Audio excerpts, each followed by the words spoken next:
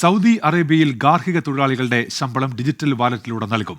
ആദ്യഘട്ടത്തിൽ പുതുതായി സൗദിയിൽ എത്തുന്നവർക്ക് മാത്രം ബാധകമാകുന്ന നിയമം 2026 ജനുവരിയോടെ എല്ലാവർക്കും നിർബന്ധമാക്കും.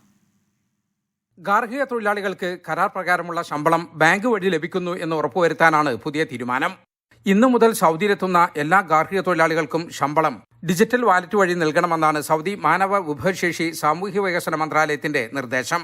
മന്ത്രാലയത്തിന്റെ മുസാനിദ് പ്ലാറ്റ്ഫോം വഴിയാണ് പദ്ധതി നടപ്പിലാക്കേണ്ടത്.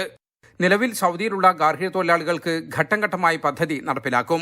4 അതിൽ കൂടുതലോ വീട്ടുജോലിക്കാരുള്ളവർക്ക് 2025 ജനുവരി 1 പദ്ധതി ബാധകമാകും. 3 പേരുള്ളവർക്ക് 2025 ജൂലൈ 1 2 പേരുള്ളവർക്ക് ഒക്ടോബർ 1 നിയമം ബാധകമാകും.